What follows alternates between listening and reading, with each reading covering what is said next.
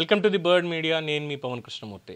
రాజకీయాల నుంచి, ప్రత్యక్ష రాజకీయాల నుంచి రిటైర్మెంట్ ప్రకటించేసి రాజమండ్రిలో ఆయన ఆశ్రమ జీవనం అనాలా లేదంటే ఏదో ఒకటి ఆయన జీవనం గడుపుతున్నటువంటి మాజీ ఎంపీ ఉండవల్లి అరుణ్ కుమార్ గారు జగన్మోహన్ రెడ్డి గారికి అన్అఫిషియల్ రాజగురు అని చెప్పుకోవడంలో ఎటువంటి అభ్యంతరం లేదని చాలామంది అంటూ ఉంటాం. అఫ్కోర్స్ అంటాను, డెఫినెట్గా అంటాం.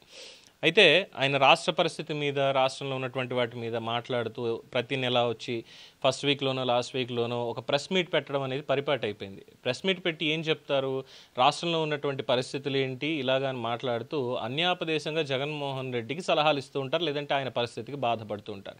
నిన్న కూడా ప్రెస్ మీట్ పెట్టారు. ప్రెస్ మీట్ పెట్టి ఆయన మాట్లాడినటువంటి అంశాలను ఒకసారి పరిగణలోకి తీసుకుంటే జగన్మోహన్ రెడ్డి గారి ఆయన మీద అభిమానం కనిపించింది. ఆయన పట్ల ఒక రకమైనటువంటి బాధ, అయ్యో నా లీడర్ రాజశేఖర రెడ్డి గారి కుమారుడు ఏంటి ఇలా అయిపోవడం ఏంటి అనేటువంటి ఒక బాధ కనిపించింది. అండ్ పవన్ కళ్యాణ్ గారి మీద విమర్శలు, చంద్రబాబు నాయుడు గారి పెట్టుబడుల మీద విషం, ఇలాంటివన్నీ కూడా నిన్న దాంట్లో వచ్చేసి ఆయన మొత్తం మాట్లాడిందంతా కూడా చాలా క్లియర్గా ఇదే ఉంది. ఏంటి అనేది చూస్తే పెట్టుబడులకు సంబంధించి కంపెనీలు గూగుల్ లాంటివి ఇవన్నీ వచ్చాయి. మరి హెరిటేజ్ హెడ్ క్వార్టర్స్ ఆంధ్రప్రదేశ్లో పెట్టారా? ఇప్పుడు నేను ఛానల్ పెట్టుకున్నా, నేను ఎక్స్పాన్షన్కి వెళ్ళాలి. నా ఛానల్ ఏ అనే ప్లేస్లో ఉంది, బి అనే ప్లేసు, సి అనే ప్లేస్లో అక్కడ పెట్టుబడులు ఆహ్వానిస్తున్నారు. నేను వెళ్ళాను, అయ్యా నా ప్రాజెక్ట్ ఇది, నేను ఇలా పెట్టుబడులు పెట్టాలనుకుంటున్నాను అని చెప్పి నా బ్రాంచ్ని నేను అక్కడ పెట్టుకుంటాను, నా ఫెసిలిటీ సెంటర్ని అక్కడ పెట్టుకుంటాను. అంతేగాని హెడ్ క్వార్టర్స్ని ఇక్కడి నుంచి పూర్తిగా తీసేసి అక్కడికి వెళ్ళిపోయి ఇక్కడ నేను బ్రాంచ్ ఒకటే నడుపుతా, హెడ్ క్వార్టర్స్ అంతా అక్కడే ఉండాలి, ఇంకెక్కడా లేదు అంటూ దాన్ని ఆపాదించడం ఏంటి? దేని ప్రకారం రూల్ ఇది? ఇప్పుడు గూగుల్ ఉంది, గూగుల్ హెడ్ క్వార్టర్స్ మనకి సిలికాన్ వ్యాలీలో ఉంది, యూఎస్లో ఉంది. గూగుల్ పెట్టుబడులు పెడతానన్నప్పుడు సరే సుందర్ పిచాయ్ అన్నాడు కదా, మరి పిచాయ్ నువ్వు హెడ్ క్వార్టర్స్ని నీ చేతుల్లోనే పవర్ ఉంది కాబట్టి తీసుకొచ్చేసి ఇండియాలో, అందులోనే ఆంధ్రప్రదేశ్లో పెట్టేశారా లేదంటే హైదరాబాద్లో పెట్టేశారా, ఎవడరా నిన్ను అడిగేది అని అన్నావు అనుకోండి, ఎలా ఉంటుంది?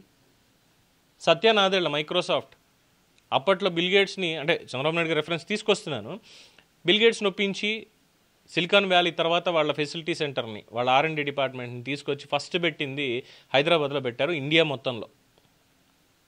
మొత్తంలో. సరే బిల్ గేట్స్ అంటే ఓనర్ కాబట్టి ఆయనకు ఉన్నటువంటి సాన్నిహిత్యంతో అడిగినా కూడా ఆయన పెట్టకపోవచ్చు. సరే ఇప్పుడు సత్యనాదల్ అనేటువంటి తెలుగువాడు ఉన్నాడు, తెలుగువాడే కదా, ఇంకేముందిరా ఒక అబ్బాయి సత్య, తీసుకొచ్చి మైక్రోసాఫ్ట్ మొత్తాన్ని ఆంధ్రప్రదేశ్లో అమరావతిలో పెట్టేసేయరా, నువ్వు హెడ్ క్వార్టర్స్ ఇక్కడ పెట్టి అమెరికాలో సిలికాన్ వ్యాలీలో బ్రాంచ్ ఒక్కటే ఉంచు, చచ్చినట్టు వాళ్ళందరినీ ఇక్కడ తీసుకొచ్చి పని చేయించేలా చెయ్యి, హెడ్ క్వార్టర్స్ని మూవ్ చేసేయి అంటే ఎలా ఉంటుంది?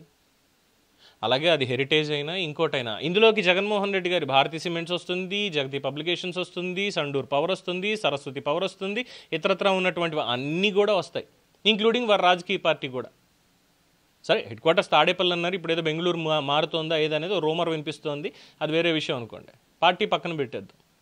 హెడ్ క్వార్టర్ మార్చడం అనేది అంత ఈజీగా అయిపోద్దా? ఏపీకి పెట్టుబడులు వస్తున్నాయి, ఫైన్, హెరిటేజ్ వాళ్ళు కూడా వాళ్ళ ఫెసిలిటీని అక్కడ ఏర్పాటు చేస్తున్నారు ప్రైవేట్గా, ప్రభుత్వం నుంచి వాళ్ళు ఏం భూములు తీసుకోలేదు, వాళ్ళు ఎక్కడో బయట వేరే చోట కొనుక్కున్నారు, రాజధానికి దూరంగా కొనుక్కున్నారు, అక్కడ పెడతారు. లేదు హెడ్ క్వార్టర్సే ఇక్కడికి వచ్చేసేయాలి, మొత్తం అక్కడి నుంచి తీసి ఇక్కడ పెట్టేసేయాలి. అమర్ రాజాని కూడా ఇలాగే గెంటేస్తే, అమర్ రాజా వాళ్ళ హెడ్ క్వార్టర్స్ అక్కడే ఉంది చిత్తూరులో, ఫెసిలిటీ తీసుకొచ్చి తెలంగాణలో 9,000 కోట్లతోటి 10,000 కోట్లతోటి ఇక్కడ ఇంకొకటి స్టార్ట్ చేశారు, హెడ్ క్వార్టర్స్ మూవ్ చేయలేదు కదా. అలాగే ఏదైనా సరే హెడ్ క్వార్టర్స్ మూవ్ అవ్వడం అనేది రేరెస్ట్ ఆఫ్ ద రేర్ కండిషన్స్లో జరుగుతుంది అది. కానీ ఉండవల్లి గారు చెప్పినటువంటి ప్రకారం ఏంటంటే, ఈ పెట్టుబడులు వస్తున్నాయి అన్న దగ్గర చంద్రబాబు నాయుడు ఎందుకు పెట్టలేదు హెడ్ క్వార్టర్స్, చెప్పి పెట్టించవచ్చు కదా, హెడ్ క్వార్టర్స్ మూవ్ చేయొచ్చు కదా, ఎందుకని చేయలేదు? ఎలా ఉందంటే జగన్మోహన్ రెడ్డి గారు నేను తాడేపల్లిలోని ఇల్లు కట్టుకున్నాను, అంటే రాజధానిలోని ఇల్లు కట్టుకున్నాను కాబట్టి రాజధాని అమరావతి ఉంటుంది అని చెప్పి అధికారంలోకి వచ్చిన తర్వాత 3 రాజధానులు వేసినట్టు ఉంటుందన్నమాట.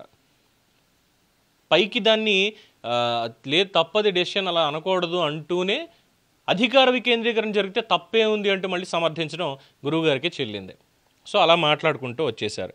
తర్వాత దిష్టి పవన్ కళ్యాణ్ గారు అన్నది డైరెక్ట్గా కేటీఆర్ని, కేసీఆర్ని, కొంతమంది బీఆర్ఎస్ నేతలు ఆ రోజుల్లో చేసినటువంటి వ్యాఖ్యలను పట్టుకొని అక్కడ కోనసీమలో ముఖ్యంగా ఆ శంకరగుప్తం డ్రైన్ ఏదైతే ఉందో సముద్రపు నీటికి ఆ మొండాలు లేనటువంటివి కొబ్బరి చెట్లను చూసి దిష్టి తగిలినట్టుంది అన్నటువంటి వ్యాఖ్య చేశారు.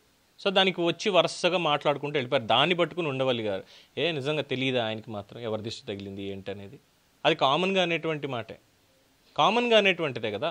హైదరాబాద్ కూడా దిష్టి తగిలిందిగా, హైదరాబాద్ డెవలప్ అయిపోతుంది అన్నప్పుడు హైదరాబాద్ కూడా దిష్టి తగిలింది కదా. దాదాపు మధ్యలో ఒక బ్రేక్ అనేది వచ్చింది కదా, తర్వాత మళ్ళీ కంటిన్యూ కదా అయింది. సో ఇది పరిపాటిగా మాట్లాడేది తప్పితే ఒక వ్యక్తినో లేదంటే ఒక సమాజం మొత్తాన్నో అన్నటువంటిది కాదు కదా. సో అది ఆయన గుర్తు రాలేదా. పవన్ కళ్యాణ్ ఏంటి డిప్యూటీ సీఎంగా ఉండి ఆ మాటలు మాట్లాడడం ఏంటి అంటూ పవన్ కళ్యాణ్ మీద మాట్లాడేశారు. ఏకంగా పవన్ అటువంటి మాటలు మాట్లాడొచ్చా తెలంగాణపై? ఇక్కడ అందరికీ చెప్పే చెవిటి మిషన్లు కొని వాళ్ళందరికీ, వీళ్ళందరికీ చెవులు పనిచేయట్లా పవన్ కళ్యాణ్ అన్నటువంటి మాటలు. తెలంగాణ నాయకులు, తెలంగాణ నాయకులు అన్నారు కానీ తెలంగాణ ప్రజలు అనలేదే, తెలంగాణ ప్రజలు అనలేదే, తెలంగాణ నాయకులు అన్నారు. ఎస్, నాయకులు మాట్లాడిన మాటలే ఆయన చెప్పారు. తెలంగాణ ప్రజలు ఎవరు కూడా పవన్ కళ్యాణ్ గారి దగ్గరికి వెళ్ళి అండోయ్ మీ కాన్సెప్ట్ మరి ఇంత పచ్చగా ఉంది, అందుకే మా ప్రజలందరూ కలిసి రాష్ట్రాన్ని ఎడగొట్టేసుకున్నాం అని ఎవ్వరు మాట్లాడలేదే. పవన్ కళ్యాణ్ గారు కూడా తెలంగాణ ప్రజలను ఉద్దేశించి అనలేదే. అయినా సరే ఉండవల్లి గారికి మిగతా వాళ్ళందరికీ కూడా చెవుడు వచ్చేసి మన పేర్నేని గారికి ఇప్పుడు ఈయనకి, ఎంతకైనా జగన్మోహన్ రెడ్డి గారికి ఆస్థాన రాజగురువు కదా అన్అఫీషియల్గా, అందుకని ఈయనకి. తర్వాత ఇక జగన్మోహన్ రెడ్డి గారి పరిస్థితి 11 మాత్రమే వచ్చాయి అలా అని చెప్పి ఏమవుతోంది అని చెప్పి ఆయన గురించి, సరే ఆయన గురించి మాట్లాడిన దాని మీద పెద్ద ఇంపార్టెన్స్ ఇవ్వక్కర్లేదు అనుకోండి. ఆయన ఎప్పుడు మాట్లాడేటువంటి మాటే జగన్ అలా ఉండాలి, ఇలా చేయాలి, ఇలా చేయాలి, అలా చేయాలి. పైగా ఈయన అంటాడు అధపాఠాలను తొక్కేశారా నువ్వు అసెంబ్లీకి వెళ్ళకపోతే ఏం కాదు అని. మరి ఇప్పుడు పరిస్థితి చూస్తేనేమో ఆయన కడుపు తరుక్కుపోతుంది. జగన్మోహన్ రెడ్డి చూస్తుంటే బాధేస్తుంది, జాలేస్తుంది నాకు అని చెప్పి. వెళ్ళి ఓదార్చండి, ఆయన దగ్గర నేర్చుకున్న దగ్గర ఓదార్పు యాత్ర ఎలాగో వెళ్ళి ఓదార్చండి అని అంటున్నారు. మరి ఉండవల్లి గారికి చెప్పేంత స్థాయి కానీ ఇంకోటి కానీ లేదు కానీ, బట్ ఆయన మాత్రం కాస్త ఆలోచించుకోవాలి. ఇక డైరీలకు సంబంధించి మాట్లాడుతూ చంద్రబాబు నాయుడికి దమ్ముంటే తీసుకొచ్చి ఇక్కడ పెట్టొచ్చు కదా, సొంత సంస్థను ఇక్కడికి తెచ్చేసేయచ్చు కదా, హైదరాబాద్లో ఎందుకు ఉంచడం, ఇక్కడికి తెచ్చి పెట్టేసేయచ్చు కదా. సొంత సంస్థకి హైదరాబాద్లో వాళ్ళు అక్కడ ఫెసిలిటీ ఏర్పాటు చేసుకున్నారు, అక్కడి నుంచి మానిటర్ చేస్తున్నారు. దేశంలో దాదాపుగా ఒక 6-7 రాష్ట్రాల్లో వాళ్ళ ప్రెజెన్స్ అనేది ఉంది, వాళ్ళు పని చేసుకుంటున్నారు. ఆ సంస్థను హైదరాబాద్లో లేపేసి ఇక్కడికి తెచ్చిపెట్టాలి. ఎందుకంటే మళ్ళీ ఇక్కడ డైరీలను తొక్కేస్తున్నారు. ఏ డైరీని ఎవరు తొక్కేశారో తెలీదా, ఏ డైరీలను తొక్కేసి ఏ డైరీలను తెచ్చారో తెలీదా, ఎందుకని తెచ్చారో తెలీదా, అది ఉండవల్లి గారికి మరి తెలియట్లేదు. అనవసరమైనటువంటి ప్రస్తావనలు ఇవన్నీ కూడా తీసుకొచ్చి ఇవన్నీ మాట్లాడి ఇప్పుడు పెట్టుబడుల మీద ఇంకో దాని మీద తీసుకొచ్చి మాట్లాడి ఏంటంటే జగన్మోహన్ రెడ్డి గారు మాట్లాడేటువంటి దానికి ఆయన చేస్తున్నటువంటి చేష్టలకి ఏం చేయాలో తెలియక ఆయన పరిస్థితి చూస్తూ బాధపడిపోతూ పాపం ఆయనకి తగినటువంటి సలహాలు ఇచ్చేటువంటి కార్యక్రమం చేస్తున్నారు. బట్ జగన్మోహన్ రెడ్డి గారు అవన్నీ పట్టించుకోకుండా బెంగళూరులోనే ఉంటారనేది మరి ఆయనకి ఇంకా తెలియదేమో. ఆయన రాజమండ్రిలో ఉండి ప్రెస్ మీట్లు పెడతారు, ఈయన తాడేపల్లి నుంచి బెంగళూరు వెళ్ళి వస్తూ ఉంటారు. ఏమంటారు? దీని మీద మీ అభిప్రాయాన్ని కామెంట్స్ రూపంలో తెలియజేయండి. చూస్తూనే ఉండండి ది బర్డ్ మీడియా.